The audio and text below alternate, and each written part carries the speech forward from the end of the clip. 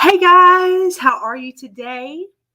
Today is day 16 in my 28-day challenge, Intentional Parenting for Busy Moms.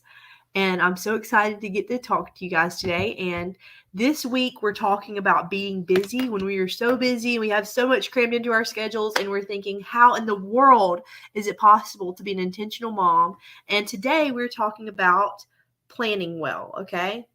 So, how do we plan in a way that helps us to be intentional moms, even with all the busy? And yesterday we talked about the importance of saying no, how that is not something that we should feel badly about, that we should feel like we're failing. It's actually an important step on the path to success, because when you say no to something, it's because you're saying yes to something better.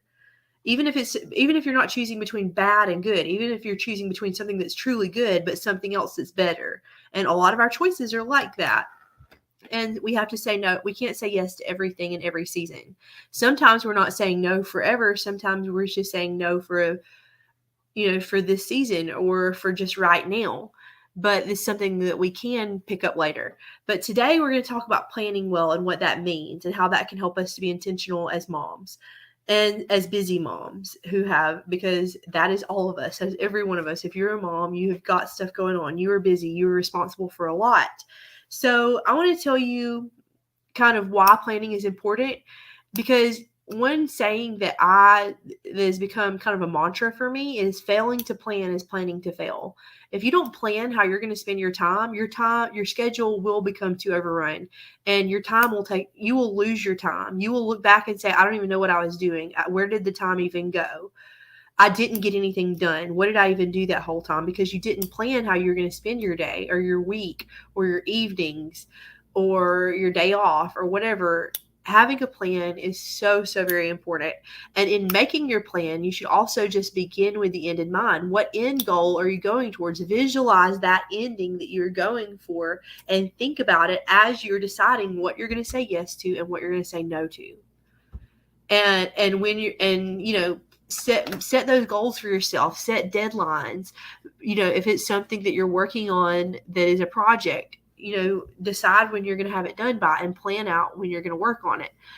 And because we have a lot of projects going on, we have a lot of just everyday tasks that we have to complete. We have relationships that we're managing. We have our own self-care. We have to sleep sometime. We have to keep everyone alive. And we have a lot going on. And there's some things that we can't say no to, that some things maybe we wish we could say no to, but we can't. And, it can be so easy to get so overwhelmed and feel like we're drowning in all of the things, and then feel guilty because our heart is for our children. Our heart is to see them grow up and to become amazing adults and to invest in them and to soak up every minute we have while they're still in our homes, and to nurture them and to help them become their own unique little selves, and to teach them the things that we want to pass on to them. And if we are so busy that we can't do those things, there are some things you can cut out, I guarantee you, so that you can make time to do those things. But with the time that you have, plan to do those important things. Whatever important things you want to do with your child while they're living in your home, plan those things. Set that intention so that you will not look back with regret and think, I wish I had done that instead of this. That's the point. That's how we can be intentional moms. So what does that look like practically? First of all, I want you to write down one of those things that you want to do, the things that are most important to you, and take an inventory of the things that you have to do. And then you're going to get a planner. If you don't already have a planner, if you have a planner, you need to be using your planner. You need to look at your week, write down your appointments, write down the things that never change, and look and see where the time is that when your family is together, when you're with your children, that you can plug in the things that are important that you want to do with them. And then plug in the other things. Plug in, when you're going to practice your self-care, when you're going to go to bed at night, when you're going to wake up in the morning, when you're going to take a shower. Because for me, if I don't put it down, it's hard to get that done because I have a lot of little kids and they need me so much. If you're a mompreneur, plug in your business hours.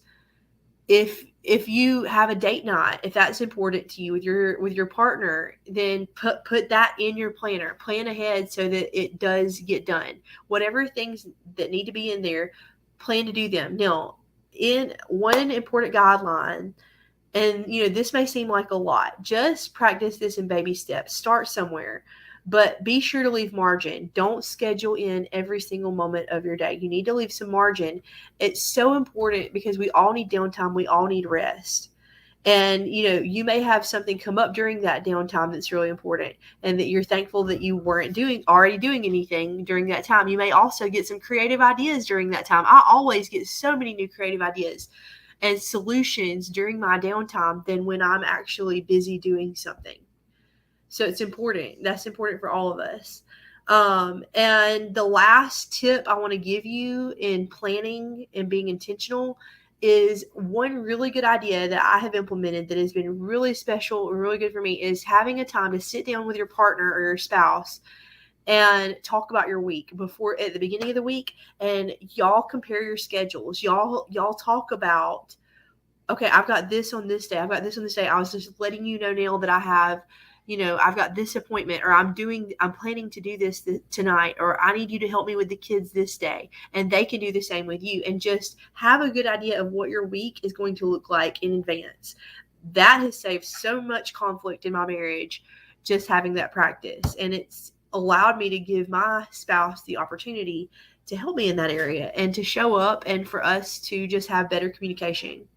So the last thing I want to encourage you to do is, if you are not a member of my group, if you have been watching my videos on YouTube or on my personal page and you have not joined my group, Survival Mode to Successful, Moms Moving Beyond Trauma, I'm here to coach you through whatever emotional issues, or even if it's not an emotional issue, whatever issues you have that are making you to feel stuck. And this is a safe space. This is a space where moms of all walks of life who just feel like they're not moving forward towards their goals, and there may be some reason that you don't understand. I'm here to help you. And this is a safe space. This is a loving space where you can share and ask questions and build relationships with other moms who are on the same walk that you're on and who struggle with the same things, where we can all help each other. So I will see you all